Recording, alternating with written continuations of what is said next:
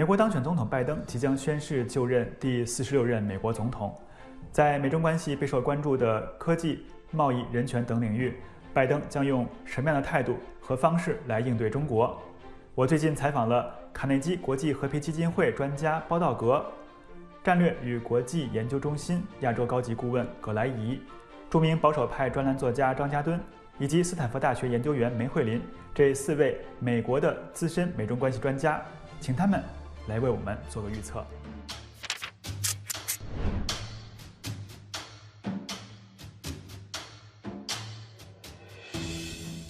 Well, I'm a very strong supporter of President-elect Biden, but I have to admit that I am a little bit worried. Now, I don't like this idea of tough or soft because this suggests you have a policy no matter what Beijing does.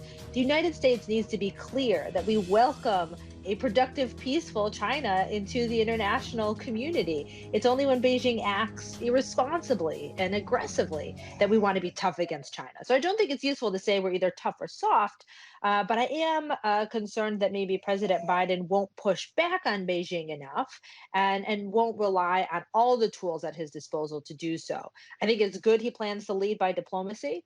I think it's good that he plans on building economic relationships and strengthen our alliances and partnerships. But all of this can be done with a firm foundation of military power. And I'm concerned that he might be more reluctant than President Trump to leverage that foundation to continue to deter and shape Chinese behavior. I'm worried for a number of reasons that President Biden is not going to be adopting appropriate policies. First of all, he's going to give China a grace period. We know that because every president gives China a grace period. President Trump gave the Chinese 14 months of grace period. But right now, what's different between now and 2017, the first year of the Trump administration, is that now we don't have a moment to lose. Also, we have heard Biden on the campaign, even before the campaign, express opinions which I think are outdated, which view China as this country that needs our help, that's not competition for us, that's not a threat to the United States or to the world. I think those views are wrong. So he comes with an outlook which I think is certainly outdated and which recent events have proven to be misguided. I don't think that's correct at all. I mean, it's something that's been put about by people in the campaign to try to discredit Biden. I think he will be less internally counterproductive. We don't need to elevate our relationship with Taiwan to an official kind of relationship the way it has been developing in the end of the Trump administration, because the costs of doing that are great for the people of Taiwan. They could cost Taiwan ultimately its autonomy. If we're going to be tough on issues like that, we better get ourselves back to the gym in the U.S. and build our bodies up and trim our muscles so that we can handle China better when we get into confrontations. I think Biden has the promise of a more step-by-step approach on these issues, but he has to deal with conflicting coalitions in his own party. He's been strengthened by the Georgia election, giving the Senate the majority probably with the vice president for the Democrats. That means he will encounter less obstruction. I think Biden has got a capacity to reach across the aisle to the Republicans, and he's more of a compromiser than we've had in recent years, and I think that's a good thing. But whether that will make him strong, whether he can hang in there under adverse circumstances, it's still to be tested. I am not worried about President Biden when he is inaugurated and his administration being soft on China. First, I think that many of these people experienced what was China's real turn towards more assertive and in some cases bellicose behavior in the latter years of the Obama administration.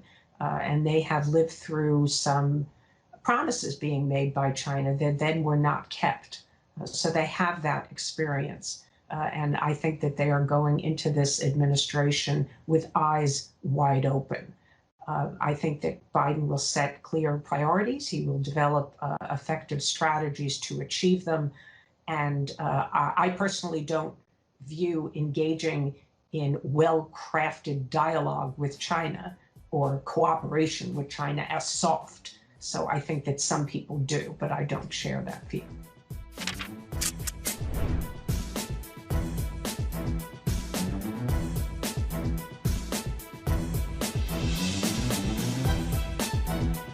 Well, I think it goes without saying that the Biden administration will do a review when it comes into office. They will examine the pre-existing policies, and there have been many new policies that have been implemented, companies added to entity lists, visa restrictions, etc. And I think that all of these will be reviewed.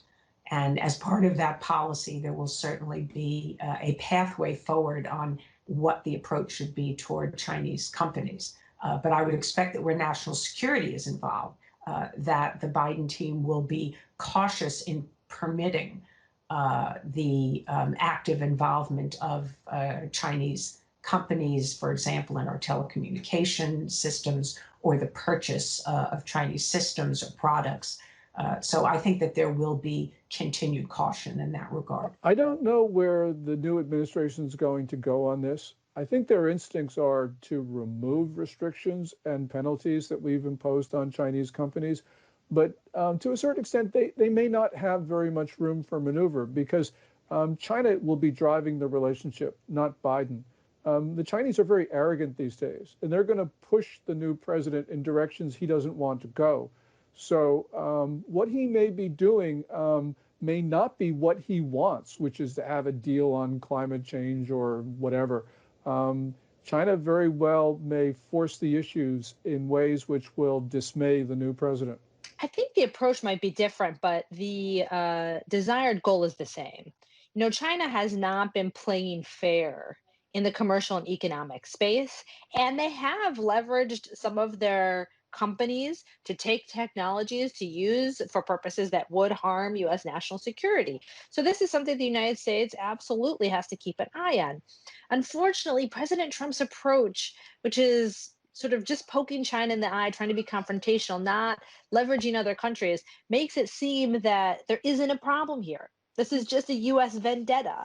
And so it makes the US approach seem less legitimate than it actually is. So I think Biden will try to broaden his approach and involve other countries and have more frank and direct discussions with the Chinese about how they use technology in ways that are harmful to other countries, to democracies, and to our national security. I think coming into office, Biden will be under a lot of pressure to try to follow the same approach. I think it would be wise to step back and to establish a mechanism that will allow each of these technical questions to be managed by a commission, a committee, or an informal interagency group that contains experts on these subjects beyond the kind of people who serve in government and superficially look at these issues. For example, cutting off Huawei and ZTE may be less advantageous to us than co-opting Huawei and ZTE or Alibaba or others.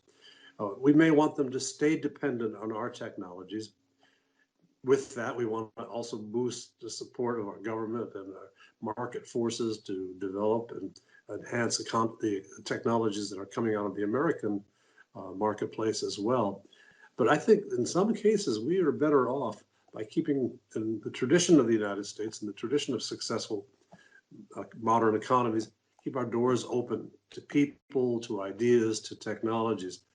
Now, some things are purely military or security concerns, and that's where you need those experts in the room as well to say, okay, we're going to put a fence around these technologies, they're not going to be shared.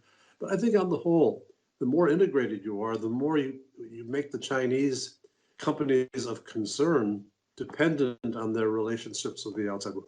We have strength here. This is not an area where we have to protect ourselves from a marauding beast and we can't fight back. We have the capacity to set the terms for these arrangements, and I think we ought to create a mechanism that allows each of them to be addressed in those terms.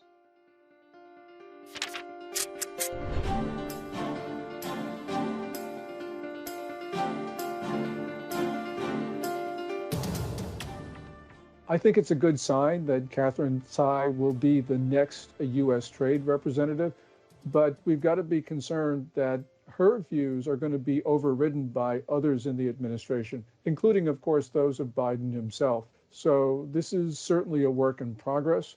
It's a good sign that Biden is not going to take the Section 301 tariffs off immediately, but what he should be doing, because China has not been complying with its Phase 1 trade deal, is increasing those tariffs, not thinking of taking them off. Well, on the question of the personnel, I think appointing Ms. Dai to the U.S. Trade Representative's office is returning to that office someone who's quite knowledgeable on litigation and skillful on the technical areas of competition with China and other countries where we need to do a better job.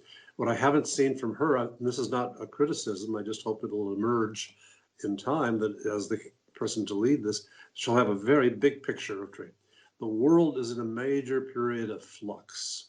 If the U.S. wants to lead again, it has the capacity to lead in re-examining, rebuilding the World Trade Organization to meet today's needs, not the needs of the 1990s, to look at doing large-scale trade and investment agreements across the board with our European and Asian partners and elsewhere in the world.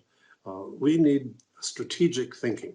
I would recommend that Ms. Dai spend some time with the former USTR Robert Zellick, who is a brilliant personality on the question of integrating global trade policy and regional trade policy with global and regional national security strategy. We need that today. Well, I think that Catherine Tai has a deep trade experience, especially with China.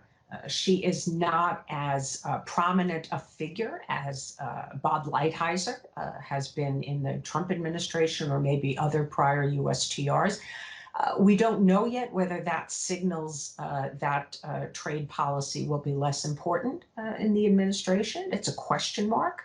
It may signal that President-elect Biden does not want to have a U.S. trade representative that has quite that much heft in the interagency as Bob Lighthizer has had. But that's just, it's speculation. We'll have to see. We don't yet know what the trade agenda is going to be for the Biden administration. And on the issue of tariffs, I think that President-elect Biden has spoken about trying to build leverage, and tariffs can be used as leverage. If China wants to have them lifted, then they will have to make some concessions.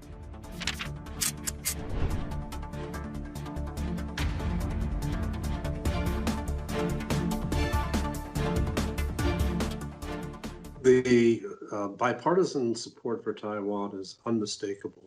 Congress has multiple times in the last few years demonstrated that it wants to, on a bipartisan basis, maintain strong substantive relations with the people of Taiwan. And I think that will not erode. I think I've heard some media accounts of people concerned that Biden will be less forthright with Taiwan. Well, there's a difference between helping Taiwan successfully sustain its autonomy and its vibrant democracy and keep it as part of a growing economic interaction in the global economic environment, and promoting showpiece official contacts, which raise the need on the Chinese side in their lights to put more pressure on Taiwan. When we do these things with Taiwan, it's very seldom the U.S. that pays the price for changing the arrangements that have allowed Taiwan to have this unprecedented period of autonomy and domestic success. We could put that at risk unnecessarily. So I hope that the Biden administration will move prudently to sustain those strong links, keep the doors open, communications between Taipei and Washington as smooth as possible, at the same time not taking unnecessarily disruptive steps that increase the chance that we will lose the peace and stability in the Western Pacific that has allowed Taiwan to prosper. First, I would say that there's a lot of reason for the U.S. and Taiwan to have good relations. We have an important economic relationship. We share democratic values. And every U.S. administration has had good relations with Taiwan. Every administration has sold weapons to Taiwan because it is a requirement under the Taiwan Relations Act. But the real question is, will the policy change at all? And I would say that the Trump administration has done a lot of things very publicly, and sometimes has tried to use Taiwan to sort of poke the bear, and that has, I think, created more friction between the U.S. and China. So what Biden does with Taiwan will depend in part on what China is doing towards Taiwan. Will it continue to conduct naval and air operations inside Taiwan's air defense identification zone and across the center line of the Taiwan Strait, using not only military coercion, but diplomatic and economic coercion against Taiwan? If those policies continue, then I think the United States will have no choice but to respond to them in order to ensure that deterrence holds. That China understands that the United States has a stake in Taiwan's security and in cross-strait stability. But I do think that some of the sensitive things in the U.S.-Taiwan relationship may be done in a way that's less visible. I'm sure that Biden doesn't want to do that because he understands that would anger China. But the important thing is for us to defend Taiwan. For one thing, Taiwan occupies a strategic piece of real estate where the South China Sea and East China Sea meets. Taiwan prevents the Chinese Navy and Air Force from surging into the Western Pacific. But there's something even more important, and that is China is attacking our democracy. It's attacking the whole notion of democracy. And we cannot afford to let China absorb any democracy, especially one as important as Taiwan. So we must stand with Taiwan. Whether Biden will do so or not, I don't know. But this is something that he must do. Well, I think we're going to see kind of a continuation of the status quo. A lot of people say President Trump was very different in his approach to Taiwan, but in the end, he maintained strategic ambiguity. This question of what the United States would do in certain contingencies. He continued arms sales to Taiwan. The difference is that President Trump, his policies were very unilateral. He tried to increase Taiwan's international space, for example, by sending more high-level representatives to meet with Taiwan representatives. I don't think that's the direction Biden will go. And I actually think the direction Biden will go is more effective, which is to try to work again within international institutions. It's hard to increase Taiwan's international space if, like President Trump, you've pulled out of the very institutions Taiwan wants to be a part of. So I do think U.S. support for Taiwan will continue, but that support will take a different form.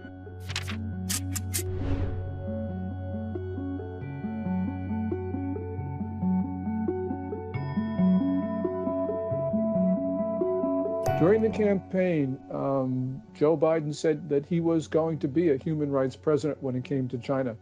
So we've got to take him at his word. But let's remember what we're talking about. These are not some miscellaneous crimes. These are systematic, directed from the top of the Chinese political system. We're talking about mass detentions of at least 1 million people, maybe 3 million people. China's implementing genocidal policies. It's institutionalized slavery and rape. There's probably forced organ harvesting from minorities. These policies are horrific, and I believe that they require the United States and other countries to sever relations with China. They're that serious because we're talking about a situation that resembles that of the Third Reich in the late 1930s and even in the early 1940s. So my belief is that this has got to be a cutoff of relations. I'm sure Biden doesn't want to do that, not even contemplating that. But I hope that he gets to a better position on this. In the 1950s, we worried about what was happening in Hungary. In the 1960s, what was happening in Czechoslovakia. And we took stands on those things that were rhetorical, but we really couldn't do much practically about them except keep our doors open to those people who can get away from those troubled places. With Hong Kong, we need to keep our doors open for those people from Xinjiang who can escape the dragnet that's been placed on them, or Tibet, or elsewhere in China. I hope we'll keep our doors open for those exiles and refugees as well. But we have to be realistic about what we could do. And as in the case of technology and education and infrastructure, we got to get our own act correct. Now, the Biden administration is bringing in a lot of efforts to promote women, to promote diversity through Hispanics, Asians, and Blacks in the new administration. And those are important symbolically and substantively. We got to keep doing that. The George Floyd incident really damaged the U.S. and what happened in the Congress this week really damaged the reputation for our institutional democracy. We shouldn't go throwing epithets around about other people's activities until we do a better job of addressing our own shortcomings. This is a very difficult question because the bottom line is that territorial integrity and sovereignty, as the Chinese Communist Party defines it, is their most important interest. And I don't think there's really anything the United States can do to convince them to allow, complete freedoms and protection of human rights in these areas. On the other hand, we do shape Chinese behavior. I don't want to congratulate China for what they've done in Hong Kong, but it wasn't as bad as Tiananmen, right? So there has been improvements, and I think Xi Jinping probably didn't go in with full force because he was afraid of the international community response. And so again, it's not just the United States. If the United States criticizes China, China can say, oh, it's just the United States. We really need coalitions. And instead of just trying to criticize China, I don't think shaming works. We should have a conversation about, how the United States and the Communist Party should want a better future for the Chinese people and how we can work together to help them improve in those areas. Well, I'd start by saying that the Trump administration was very slow to take actions against Xinjiang and against Beijing for its implementation of national security legislation in Hong Kong. On the Xinjiang issue, let's recall that in John Bolton's book, he relayed that Trump told Xi Jinping that China's doing the right thing by locking up Uyghurs, essentially. I think that Joe Biden genuinely cares about human rights. And before the election, the Biden campaign actually stated that what is taking place in Xinjiang is a genocide, and that has gone further than the Trump administration has gone. I think that President-elect Biden has said he supports tough actions to punish China for its violations of Hong Kong's autonomy. So yes, I expect that this set of policies will continue and the Biden administration will build on them.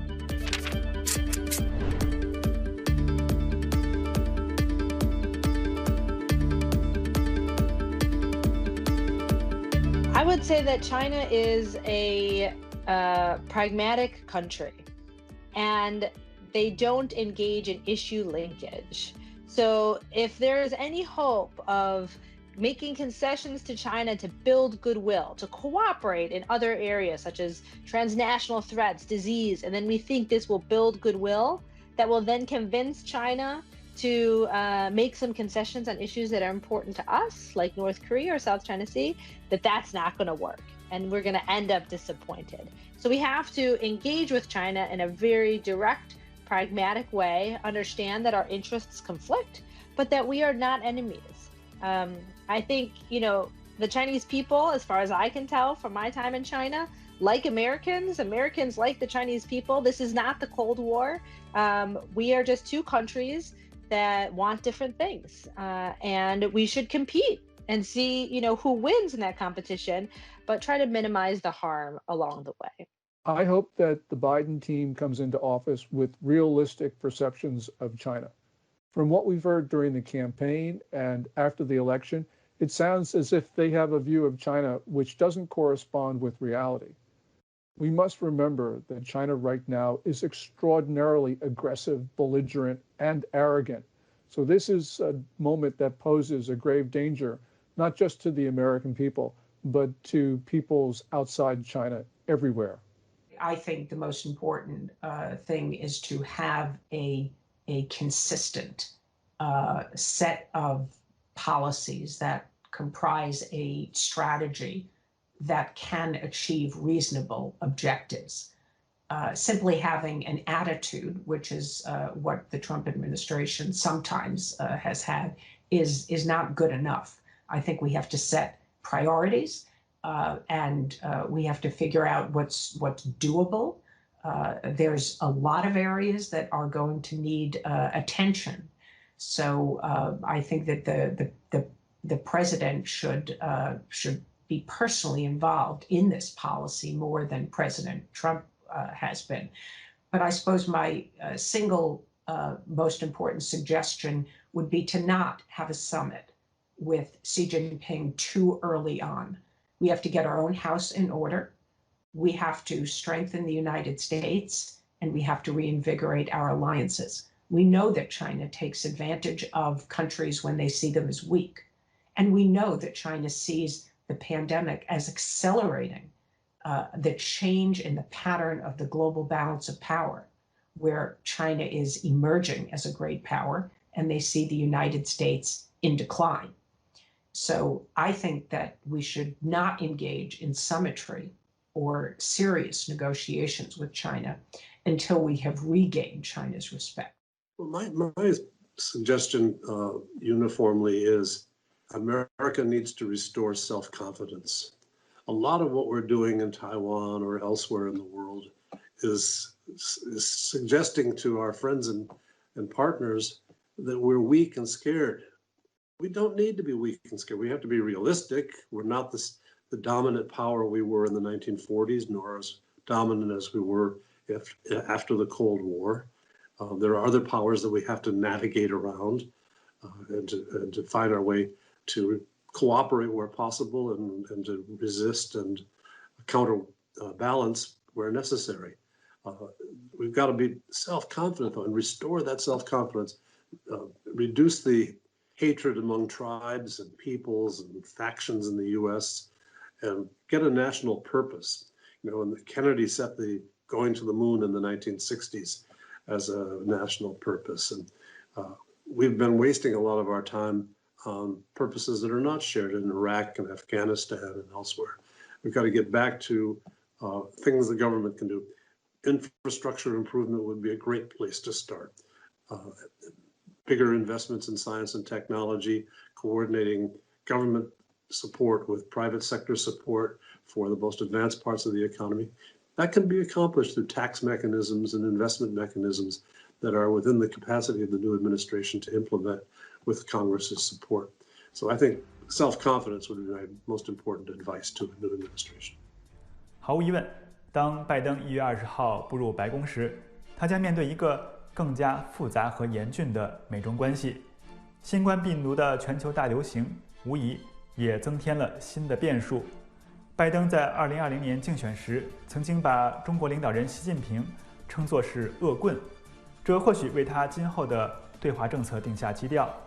但未来美中两国是继续沿着脱钩的路越走越远，还是能够实现双边关系的重置，我们仍需拭目以待。